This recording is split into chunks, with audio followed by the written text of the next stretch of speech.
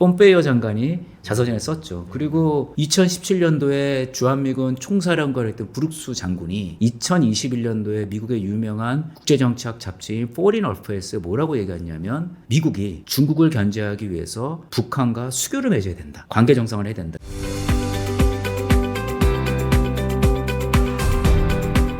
올해 초에 수건 만드셨었잖아요. 5천 간다 만들고 욕 많이 먹었습니다. 코스피 5천이 말이 되냐? 내년에도 수건 제작 혹시 예정되어 있으신가요? 욕을 많이 먹어서 내년에 만들다면 전 5천 그대로 써보려고요. 5천 그대로? 올해 만든 거 다시 재탕? 아니 5천 갈 것 같아서. 좋습니다. 코스피 5천 그 이상까지 가면 더 기분이 좋을 것 같은데 과연 코스피 5천으로 향하기 위해서는 또 어떤 성장 동력들이 필요한지 소현철 저자님 모시고 이야기 나눠보겠습니다. 저자님 안녕하세요. 안녕하세요. 네, 안녕하세요. 상지대학교 국가안보융합학과에서 국제정치를 가르치고 있는 소현철 교수입니다. 경력이 엄청 화려하시더라고요. 애널리스트로도 활동을 하셨고 또 다양한 이제 기업들도 재직을 하셨고 여기다가 뭐 북한 관련해서 박사 공부도 하시고 좀 이력을 좀 소개해 주세요. 예, 제가 첫 직장은 하나은행 국제금융부에서 시작을 했고요. 그리고 LG 디스플레이 전략기획실에 있었고 그 다음에 신한투자증권 애널리스트를 15년 이상 했었습니다. 그 신한투자증권에 있을 때는 IT 쪽 테크 애널리스트를 했었습니다. 그리고 나서 코스닥 기업 CFO를 하고 난 다음에 지금은 상지대학에서 국제정치학을 가르치고 있습니다. 그러면은 이제 약간 어떻게 보면은 회사를 다니다가 갑자기 증권 쪽 일을 하시다가 또 상지대학교 이 어떤 연관성이 있는지 알고 싶어요. 은행에 다녔을 때는 국제금융을 해서 원래 제가 IMF 때 환율이 무엇인가를 뼈저리게 느껴서 어떤 기회가 돼가지고 미국에서 공부할 기회가 있었었고요. 그걸 끝내고 그 당시 최첨단 기술이 사실 LCD였습니다. LCD 기술은 기본적으로 메모리 반도체에서 파생된 기술이기 때문에 그 당시 LG 필립스 LCD 전략기획실에 있었고 그때 이제 미국 필립스 쪽에 있는 외국 친구들과 같이 전략기획 일을 했었고 제가 LG에 있었을 때 가장 보람 찼던 일은 한국 최초로 한미 동시 상장했을 때 그 기업가치 산정을 제가 담당을 했고 그 다음에 파주 LCD 한지할 때 제가 기획을 했었습니다. 이런 어떤 경력을 바탕으로 2006년도부터 7년도까지 사실 그때도 테크가 되게 좋았을 때인데 그때 이제 애널리스트로 제가 좀 스카웃 돼가지고 그 신한투자증권에서 오랜 기간 애널리스트를 경험을 했었습니다. 그런 분야가 굉장히 넓으시겠네요. 그러니까요. 커버할 수 있는 게 되게 많으신 것 같아요. AI에 대해서도 하고 싶은 말 많으실 거고. 뭐 전문가들이 많으셔서 뭐 근데 이제 돌아가는 전체 트렌드는 좀 알고 있죠. 예를 들면 뭐 엔비디아가 원래 게임용 GPU로 지포스를 하다가 결국은 알파고 나오면서 사실 엔비디아가 뭐 10년 동안 주가가 좋았었거든요.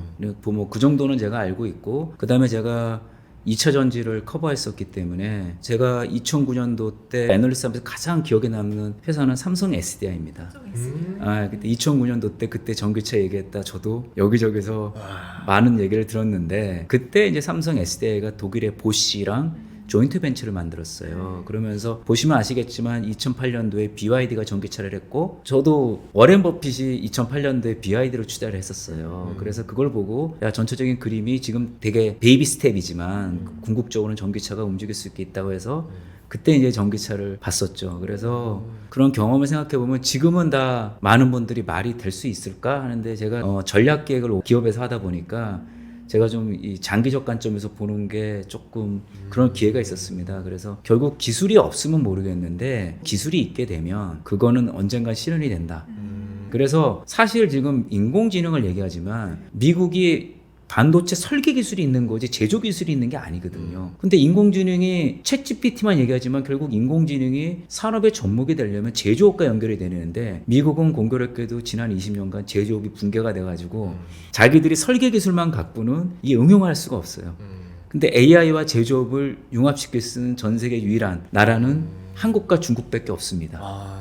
근데 중국은 미국이 지금 서로 견제하고 있으니까 결국 미국이 그 AI를 실현할 수 있는 테스트 베드는 대한민국밖에 없다는 거죠.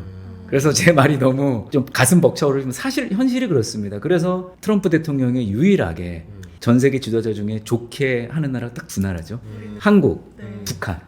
김정은 위원장 두 명만 뭐라고 안 해요. 한국은 자기 제조업 얼라이언스다. 그리고 북한은 뉴클리어 파워다. 김정은 위원장한테는 나쁜 얘기를 안 하잖아요. 근데 그분은 사업가기 때문에 되게 직설적이잖아요. 네. 모든 사람들 막 정말 진짜 되게 직설적으로 얘기를 하지만 유일하게 안 하는 나라가 대한민국과 북한밖에 없다는 거예요. 그게 다 이유가 있는 거죠. 사업가들은 기본적으로 심플합니다. 거래적 관점에서 모든 걸 보기 때문에. 예, 근데 그게 나쁘지 않죠. 왜냐면 거래적 관점이 우리한테 좋은 거죠. 왜냐면 우리는 국방력과 경제력을 갖고 있고, 그렇다고 보면은 우리가 여러분들 생각보다는 한국이 굉장히 아직도 포텐셜이 굉장히 크다라고 보고 있기 때문에 미국에서 우리나 북한을 계속 트럼프 대통령이 계속적으로 컨택을 하려고 했던 이유가 그런 부분이라고 보시면 될 것 같습니다. 미국이 우리나라한테 탐낼 만한 기술들이 뭐 예를 들어 자동차도 세계적일 거고 예. 조선, 로봇, 원자력, 뭐 우주도 기술이 뛰어나잖아요. 예. 반도체도 있고 생각보다 많이 있네요. 다 있죠. 미국이 원하는 게. 근데 왜 이렇게 그동안 지수가 못 올랐을까? 저는 많은 분들이 그런 얘기하죠. 우리나라가 코리아 디스카운트라는 얘기를 많이 하는데 지배구조가 취약했고 시도 때도 없이 물적 분할해가지고 상장을 해서 투자자들을 많이 울렸고 그 다음에 낮은 배당률 뭐 그런 것 때문에 코리아 디스카운트라고 얘기를 많이 하는데 저는 근본적으로 코리아 디스카운트 핵심은 지정학 리스크다. 그러니까 지정학 리스크라고 보고 있는데 이 지정학 리스크가 많은 분들은 북한 핵 때문이 아닌가요? 그 다음에 북한이 남침할 수 있는 게 아닌 건가요? 그거는 다 옛날 얘기입니다. 저는 지정학 리스크 핵심은 북한의 핵이 아니고요. 핵심은 한국이 단절돼 있다. 유라시아 대륙과. 왜냐하면 북한과 분단 체제이고 그다음 러시아가 지금 미국한테 제재받고 있어서 결국은 뭐냐 우리가 유라시아 대륙과 단절이 된 게 그 단절이 되니까 뭐죠? 성장률이 닫혀 있죠. 주식은 가장 주가 성과가 좋은 거는요. 영업이익률이 아니고 매출 성장률입니다. 근데 우리나라가 반도체와 바이오를 제외하고 나머지 산업들은 대부분 그 매출 성장이 닫혀 있죠. 그거는 왜 그러냐? 우리나라가 분단 체제이기 때문이라고 보고 있는 거죠. 그래서 이 분단 체제가 평화 체제로 넘어가서 유라시아랑 연결이 되면 우리나라 지수가 가장 세계에서 저평가를 받고 있죠. 예를 들면 일본이 주가 순자산 비율이 PBR이 1.8배인데 우리가 이제 뭐 한 1.3배죠. 중국조차도 1.6배입니다. 이게 최소한 중국과 일본처럼 가려면은 우리가 이 단절된 분단 체제에서 평화 체제로 넘어가야 되는 거고. 그러면 우리 스스로의 힘으로 평화 체제가 될 수 있냐? 우리가 그동안 노력했지만 우리 남과 북만 갖고는 어려운 거죠. 결국은 미국이 북한과 관계를 정상화하게 된다면 우리 지수는 위로 열려 있을 거다라고 보고 있고 그것뿐만 아니고 우리나라 모든 기업들이 결국은 수혜를 볼 수 있다라고 저는 보고 있습니다. 그래서 저 얘기를 보고 말도 안 된다고 분도 많은데 저는 그렇게 보고 있지 않습니다. 그래서 좀 우리가 북한과 러시아든 이런 생각이 바뀌어야 됩니다. 저는 중국이라는 나라가 결국은 지난 15년간 제조업이 세계 최대 제조업이 됐어요.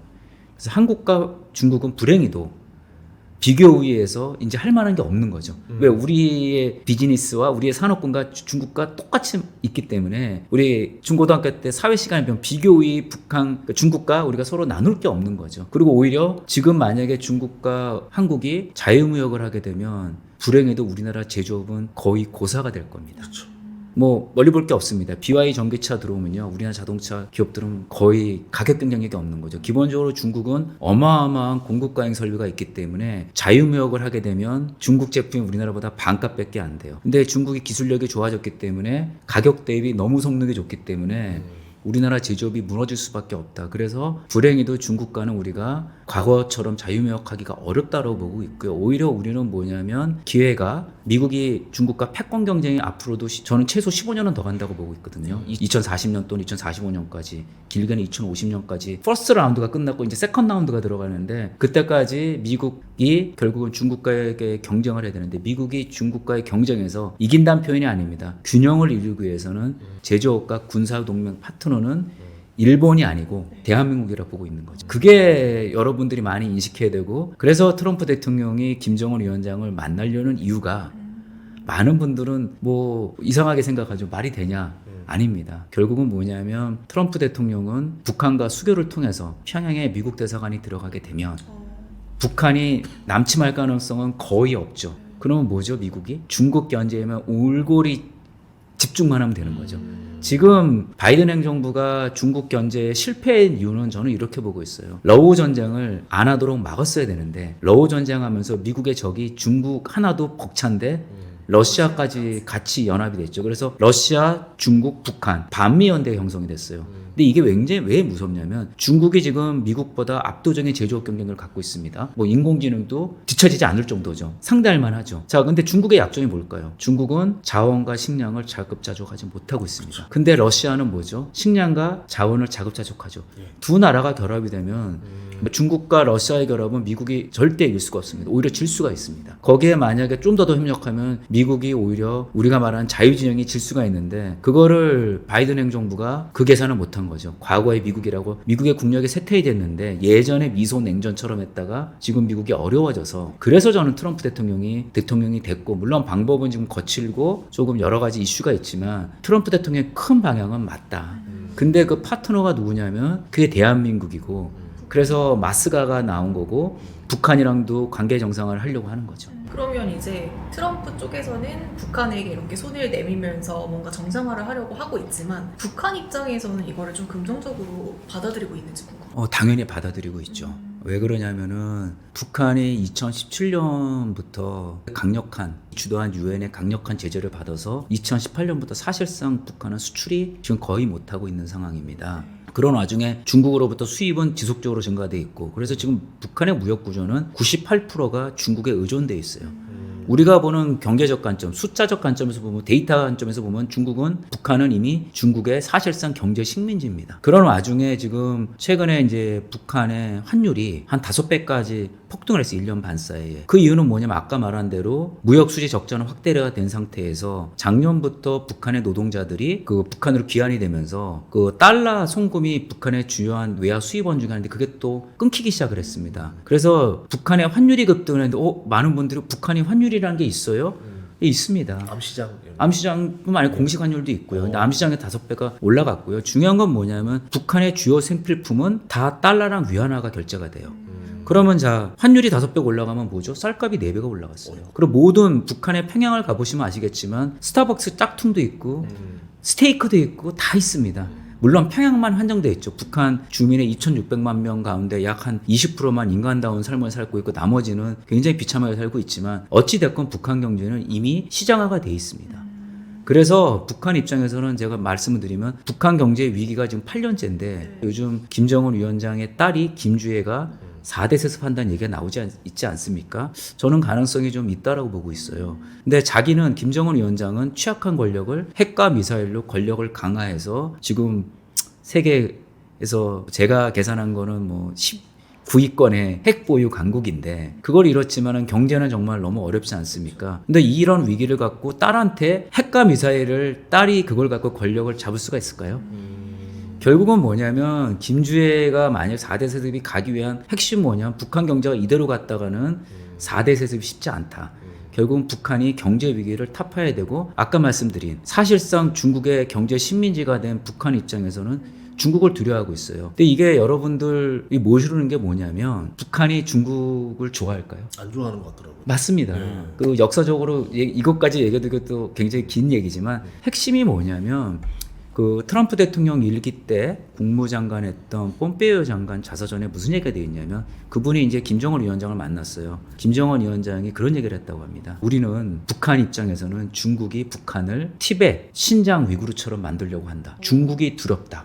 그래서 우리는 주한미군이 북한의 안전을 위해서 필요하다는 얘기를 했습니다. 그래서 그런 권력 잡자마자 장성택 총살한 것도 그런 거죠. 왜냐하면 장성택은 친중파기 때문에 자기가 권력이 취약하기 때문에 고모부인 장성택을 죽였고 자기 이복형 사실상 김일성의 그 형이었던 김정남도 2017년도에 죽였죠. 그거 재밌습니다. 김정남을 죽이고 난 다음에 2018년도에 트럼프 대통령과 1차 정상회담을 한 거죠.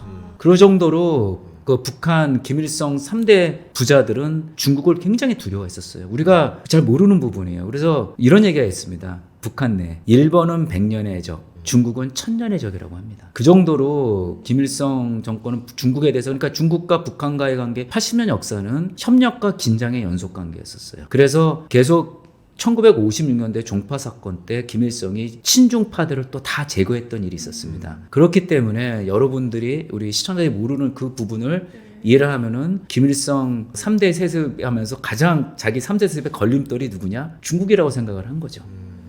그래서 지금 제가 봤을 때는 그 얘기가 김정은 위원장한테 갔는데 사실 이 얘기가 굉장히 오랫동안 얘기했어요. 근데 미국에 있는 엘리트들이 그걸 인정 안 했는데 폼페이오 장관이 자서전에 썼죠. 그리고 2017년도에 주한미군 총사령관을 했던 브룩스 장군이 2021년도에 미국의 유명한 국제정치학 잡지인 Foreign Affairs에 뭐라고 얘기했냐면 미국이 중국을 견제하기 위해서 북한과 수교를 맺어야 된다. 관계 정상을 해야 된다. 이런 대담한 발언을 했었어요. 그래서 미국의 쉽게 말하면 식자층, 엘리트, 국제정치학자들은 뭐냐면 이제 북한 비핵화는 사실상 완전 비핵화는 지금 단기적으로 어렵다. 그러면 뭘 해야 되냐면 시간을 갖고 북한의 핵을 줄이는 쪽으로 좀 생각이 바뀌었고 더 중요한 건 뭐냐면 북한이 기존 지난 80년간은 북한이 악의 축이었죠.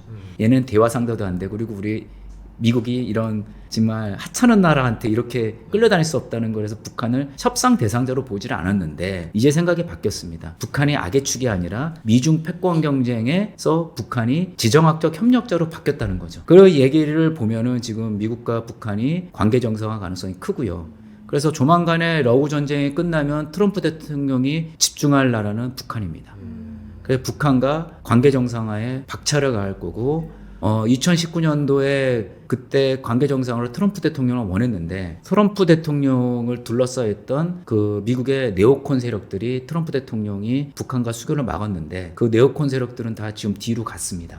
그래서 지금은 현재 트럼프 대통령을 지지하는 마가 세력들과 아메리칸 퍼스트 세력들이 있기 때문에 그분들의 생각이 지금 폼페이오 장관이라든지 브룩스 장군이 얘기한 그 생각을 동의한 사람들이기 때문에 결국 북미 관계가 우리 생각보다 굉장히 빨리 흘러갈 거다. 라고 생각해 보면 충분히 저는 가능성이 크고요. 전혀 이상치가 않습니다. 한국 전쟁의 가장 큰 적은 중국이었어요. 근데 72년도에 닉슨 대통령이 마오쩌둥을 만났고 그 다음에 미국이 정말 수치스러운 패배를 했던 75년대 철수했던 베트남. 베트남은 20년 만에 95년대에 수교를 맺었습니다. 이런 생각을 해보면 북한과 수교 맺는 게 저는 전혀 이상치 않죠. 근데 우리는 지난 80년간 북한을 적으로 생각할 수밖에 없죠. 한국전쟁에 관계된 분들이 너무나 많은 큰 피해를 봤기 때문에 그 생각을 제가 감정적으로 이해하지만 이제는 사실이 바뀌었다. 사실이 바뀌면 생각이 바뀌어야 되고 바뀐 생각에 따라 우리가 행동 방식이 바뀌어야 되는데 트럼프 대통령이 북한과 수교를 맺으려고 준비하는데 언제까지 우리가 냉전 체제에서 북한에 대한 그런 적대적 감정을 가질 필요는 없다. 오히려 바뀌는 거에 따라서. 그리고 우리가 북한을 두려워할 이유가 전혀 없습니다. 핵과 미사일 저는 그렇게 두렵지 않습니다. 오히려 우리나라가 경제력과 군사력이 지금 탄탄하기 때문에 충분히 북한이 핵을 쏘는데 막을 수 있다고 생각해요. 물론 이 말에 동의하지 않는 분도 많이 계시지만 저는 제 나름대로 그런 생각을 갖고 있기 때문에 충분히 우리가 미국과 지금 핵 잠수함도 받았고 확장 억제도 좀 강화되고 있기 때문에 그것보다는 오히려 미국의 어떤 전략변에 맞춘 국가 전략을 짜는 게 우리한테 훨씬 더 유리하다고 보고 있습니다. 그러면 미국이랑 북한이랑 이제 본격적으로 이렇게 협력을 하게 되면 어떤 부분들이 이제 바뀌게 되는 걸까요? 일단은 미국과 북한이 수교하게 되면요. 심플하죠. 일본이 가만히 있을까요? 왜요? 일본이 북한이랑 수교 바로 할 겁니다. 예전에 중국과 미국이 그 70년대 닉슨 대통령이 마오쩌둥을 72년대에 만났는데 미국은 그로부터 7년 뒤에 중국과 국교 정상을 맺었습니다. 일본은요 바로 72년도에 9월 달에 중국과 수교를 맺었어요. 지금 여러분들이 일본이랑 중국과의 지금 갈등만 보고 있지만 일본 내에서는 뭘 준비하고 있냐면 북일 수교를 준비하고 있습니다. 왜 그러냐면 예전에 우리나라를 누가 식민지를 했죠? 일본이 식민지를 하지 않았습니까? 일본의 종합상사들은 북한의 지하자원이나 맵을 다 들고 있어요. 그래서 북한이 미국이 수교 관계 정상화 학교면 연락사무소만 내도 일본은 바로 북한이랑 수교 맺을 가능성이 상당히 크다. 2001년 전까지는요 북한의 최대 무역 국가는 중국이 아니었습니다.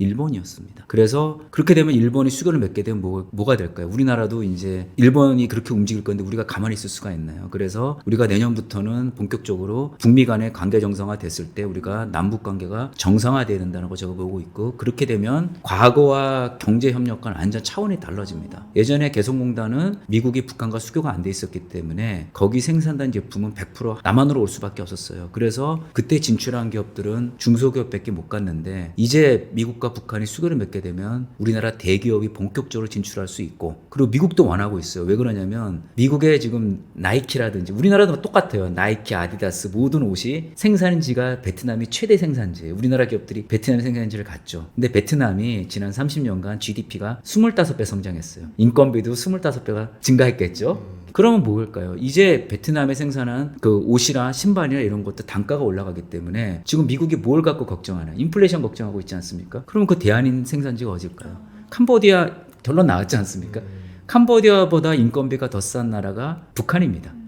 그리고 한국말을 쓰고 있고요. 그리고 미국과 수교를 맺게 되면 우리가 전체적으로 미국이란 나라가 들어가면은 전체적으로 예전처럼 옛날 남북 경제협력은 계속 시작됐다 중단됐다 시작됐다 중단됐다, 그게 결국 미국이 없었기 때문에 미국이 들어오게 되면 그게 이제 안정적으로 보장이 될 수 있기 때문에, 그리고 일본 자본도 들어오잖아요. 그러면은 남북 경제협력이 예전과 차원이 다르게 올라갈 수가 있을 것 같고, 제가 그래서 그게 한반도 경제공동체, 그래서 책 제목이 한반도 슈퍼사이클이 뭐냐면 우리가 일찍이 못했던 새로운 관계 변화가 올 거다라고 저는 보고 있는 거죠. 북한 미국 대사관이 들어오거나 아니면 뭐 미군 부대가 조금 들어오거나 하게 되면 예. 중국이 육로로 남한이나 이게 일본으로 들어가는 길을 완전 막혀버리는 거네요. 그러면 봉쇄가 되는 형국. 근데 그렇게까지는 안 되겠죠. 왜냐하면은 중국, 북한 입장에서는 중국, 러시아, 미국을 균형 외교를 하려고 하는 거죠.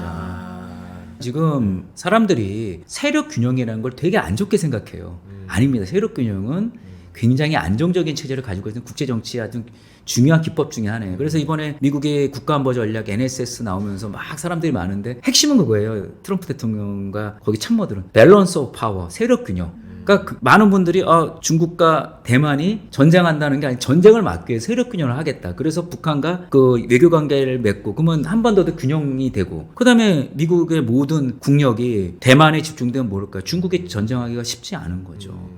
그래서 그런 쪽으로 바뀌는 거기 때문에 우리가 조금 달려봐야 된다. 그래서 이번에 많은 분들 NSS 갖고 얘기 많은데, 저는 이번에 북한에 대해서 언급 안 했다. 그게 오히려 현실적인 거죠. 사실상 지금 북한이 핵탄두가 100개인데 이게 어떻게 됐냐면, 트럼프 대통령이 있을 때까지 20년도 12월 달까지 북한 핵탄두가 20개 정도밖에 없었어요. 근데 지금 그 국제 정치 어떤 리포트에는 북한이 50개라고 보고 있죠. 100개는 제 개인적인 계산입니다. 핵탄두가 전 100개까지 있을 거라 좀 보고 있거든요. 그러면 트럼프 대통령이 없고 바이든 행정부 때 20개에서 100개 늘어났다. 근데 이때는 또 뭐가 없었냐면, 북한이 고체 연료로 기반이 된 대륙간 탄도탄이나 극초음속 미사일이 없었어요. 지난 4년 동안 북한이 극초음 미사일이 생긴 거죠. 그래서 이게 지금 우리가 지난 4년 동안에 부지불식간에 우리가 뭐 확장 억제하고 막 나토나 이렇게 으쌰으쌰 했는데, 한반도는 군사적 긴장 강도가 엄청 높아졌었어요. 극초음속 미사일은요, 사드라든지 미사일 디펜스가 막을 수가 없습니다. 이번에 증명이 된 게 어디냐? 이스라엘과 이란 했을 때 이란이 극초음속 미사일 나서 이스라엘 사실 생각보다 피해 많이 받았어요. 보도가 잘 안 돼서 그렇지. 극초음속 미사일이 되면 미국의 항공모함도 그 대만 해협에서 무용지물입니다. 지금 중국의 극초음속 미사일이 해안가에 수천 개가 있어요. 그럼 미국 항공모함이 가서 구축함대가 미칠함대가 가면 다 박살이 나요. 못 막아요, 디펜스가. 나오기 때문에. 그래서 북한이 지금 극초음속 미사일이 완료가 됐어요. 그래서 사실 지금 한반도가 지난 러우 전쟁이 나면서 굉장히 군사적 긴장도가 높았는데 우리만 그걸 인식을 못한 거예요. 뭐 미국과 으쌰으쌰 하면 된다고 하는데, 으쌰으쌰가 아니라 북중러 반미 연대 때문에 굉장히 우리가 군사적 긴장도가 높아진 거죠. 오히려 트럼프 대통령이 들어오면서 한반도가 지금 안정이 됐다고 저는 보고 있거든요. 이거에 대한 시각은 저와 다를 수는 있습니다. 이건 제 개인적인 생각이고, 그래서 트럼프 대통령이 지금 들어와서 그나마 한반도가 러우 전쟁이 끝나게 되게 되면, 지금 북한과 러시아가 군사동맹이 됐어요. 북한은 이미 쿠르스크 전투에 가면서 실전 경험을 쌓습니다. 북한 군대가 재래식 군력이 완전히 낮았는데 러시아를 통해서 협력을 맺으면서 재래식 군사 전력까지 올라갔어요. 근데 우리만 지금 모르는 거예요, 지금. 이게 좀 제가 안타까운데, 근데 이번에 러우 전쟁 끝나게 되면 북한과 러시아의 군사동맹의 응집도가 확 떨어지겠죠. 그럼 러시아가 전쟁 끝나면 누구랑 협력을 해야겠어요? 북한 갖고는 연해주 개발이라든지 러시아도 전후 복구를 해야 되는데 남한밖에 없어요. 우크라이나의 수혜지는 여러분 생각하지 마십시오. 우크라이나 재건되면요, 다 유럽연합이 가져갑니다. 그렇죠. 한국에 들어올 게 없어요. 우리는 뭐냐면 오히려 러시아가 미국과 다시 관계가 복원돼서 미국이 러시아 경제 제재를 풀게 되면 그게 오히려 우리나라가 수위를 보는 거죠. 그럼 우리나라 시멘트라든지 건설이라는 보는 게 우크라이나는 유럽연합이 다 가져가죠. 거의 우리나라는 떡고물 떨어질 게 없고 오히려 러시아와 경제 개발해서 할 수 있는 거는 오히려 우리다. 그러니까 우크라이나 개발주는 그거는 저는 개인적으로 동의하지 않습니다. 오히려 미러 관계가 복원이 되면 한국의 제조업이 부활될 수가 있는 거죠. 그래서 지금 제가 봤을 때는 만약에 러우 전쟁이 끝나고 미러 관계가 복원이 되면 한국의 전통 제조업들 주가가 크게 올라갈 수 있는 어떤 모멘텀이 생긴다.